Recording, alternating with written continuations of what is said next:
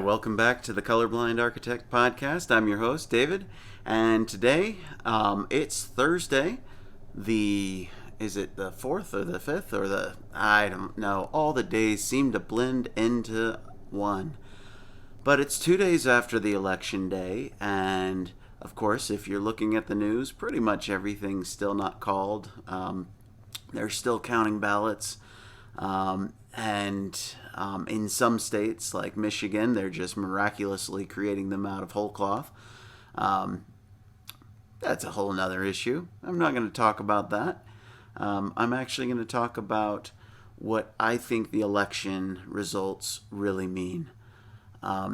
So far, it seems like the Republicans are managing to hold on to the Senate, and they've made gains in the House. And while it looks like Joe Biden might win the presidency, it does seem to me like the overall message of this election is, hey, let's keep these knuckleheads with not enough power to do anything. and I'm serious. I think that's a common thing that happens here in America, is we have elections that are sometimes not too far in one direction. It seems like we're always vacillating between Democrats and Republicans, trying to keep it just enough on one side so that neither side has enough power to do any real damage. In fact, as the joke goes, right? Progress is to Congress. No, pro is to con as progress is to Congress, right? For me, I look at that as a bonus. We don't want Congress to be able to do things easily. We don't want a parliamentary system, because a parliamentary system gives the majority all the power, and it also gives the majority the executive branch as well. Whereas in our system, we've got the executive, which is wholly separate from the legislature, which is wholly separate from the judiciary. Those separations of power really help us stay away from tyranny, which is exactly the point of the Constitution. I mean, you've got these people who, let's call them kingmen, people who want to give enough power to the government so that they can solve all our problems, to save us from ourselves, to protect us from microbiological threats, and to protect us from war, and to protect us from poverty, and to protect us from everything. And here's the problem. You're not going to be able to get a government to protect you from everything. Because if you give a government enough power to do that, then you're going to be under the yoke of tyranny, because power corrupts, and absolute power corrupts absolutely. So I think it's actually brilliant the way the Founding Fathers designed the Constitution, to not allow anybody to have enough power to do real damage or lasting damage. And that's why, again, I'm in front of my Gadsden flag, which is not a white supremacist flag.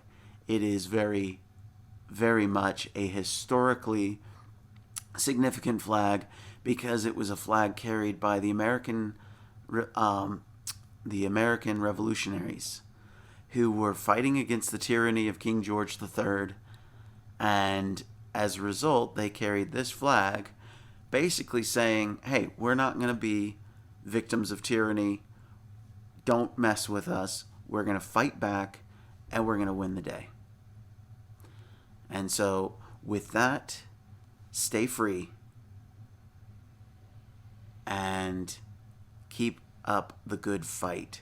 And by good fight, I mean make sure you yourself are clean first. Make sure you're doing what you can to keep yourself as clean as possible. Number 2, make sure you're doing your part civically. Did you vote? Well, okay, now that you voted, okay, great. Are you actually studying? Are you actually learning the things that you're supposed to so that you can actually be a net positive to society? Are you working and paying taxes? Well, yeah, hopefully. If you're collecting more back in refunds than you're paying in taxes, well then try a little harder. See if you can raise your income. I don't I don't have any problem with you getting tax refunds in excess of what you pay in, because honestly, that's part of the way that we help the poor rise up. But I hope for each and every person that they can improve their financial situation and get to the point where they are having to pay taxes and curse the government on April 15th. If you're not cursing the government on April 15th, then you're not making enough money, and hopefully you will make more money. Um, Not because I want you to become a Republican or a anti-tax person, but just because I want everybody to be well off. And so long as you have governments making people comfortably poor, they'll give them just enough so they don't actually have to work for it, just enough so that you can be comfortable in your poverty. Um, that's a problem. I think social safety nets are great, but the social safety nets need to be just good enough to help you survive and climb out, but not good enough to make you comfortable. You should be uncomfortable in your poverty because it's a motivating factor to help you grow and get out of it. And don't think just because you can probably guess that I live in a nice house. I mean, it's not the greatest house, but it's a nice house. But I've been poor. I've been there. Okay? It's and I still have my financial troubles just like everybody. And even billionaires. I mean, as an architect, I work for billionaires a lot. And I will tell you this, billionaires and multimillionaires, they have the same problems as the poor in terms of they have a lot of expenses going out and a lot of income coming in, and it's just to a much higher degree than the poor. So ultimately, the key to success isn't making more money necessarily. It's balancing out your expenses to your income. And if you can balance that out and have more income at the end of the day than your expenses, then that means you're improving your condition and you can improve your wealth. But you're not going to get there if you are constantly spending every dime you have. And so where do you go with that? Well, if you're too poor to actually cover all your expenses, then yeah, you need to improve your income. It's a tough one. I mean, how do you do it?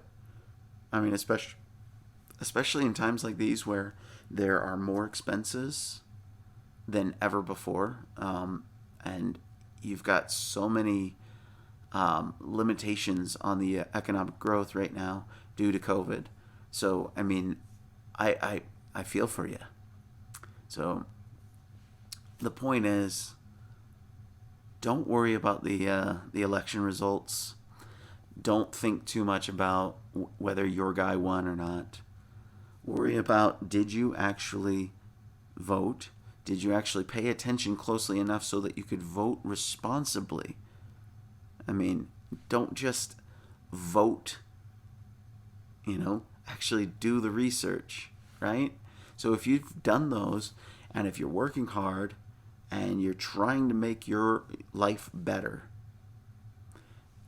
then collectively, all of us individually trying to make our lives better will actually result in a better society. But we have to be good. We have to be honest. We have to be decent to one another. We have to be loving of one another. We can't just be we can't just be hating on each other because we might disagree. If we're hating on people because we disagree, then that's a very dangerous place to be. That's where civil wars start. And granted, some civil wars are necessary. Like the American Civil War, that was unfortunately a necessary war. And I say unfortunately because 600,000 people died as a result of that war. And it was also unfortunate that the reason why it was necessary was we had to root out the evil of slavery. And unfortunately, no matter how much the abolitionists kept trying to do it legislatively, when the South seceded to try to maintain their hegemony of slavery, it forced the issue, and there was no more choice. And hopefully we don't go into civil war. You keep seeing the memes about civil war and riots. I don't buy it. I don't think it's going to be as bad as everybody says. I think we're all going to come to our senses as we realize, crap, we just had two really horrible candidates for president. And yeah, why was that a surprise that we'd be struggling to choose and that it's so close? I mean, and those of you who've watched my videos, you know, I was reluctantly voting for Trump, not because I thought he was great, but because his record, you know, honestly, I like the fact that he was keeping us at peace. I like the fact that he was keeping us out of foreign entanglements, and that to me was really important because I have friends and family who are in the military, and I don't want to see them having to fight unnecessary wars. I want them to be at home with their families. So that was a big one for me. You might argue, oh well, Joe Biden wouldn't have done the same. Okay, yeah, but then how come it is that Donald Trump is the first president in 40 years to not start a new war? Anyways, I digress. Again, be grateful for the Constitution. Be grateful that we have a separation of powers. Be grateful that we have not broken out into all-out chaos and fighting yet. And hopefully we won't. Pray for peace and do your part and be peaceable and loving. And forgive your neighbors. If your neighbor voted the wrong way in your eyes, forgive them. Because you know what? It was a tough choice. Anyways, with that, I leave you. I'm the colorblind architect. Peace out.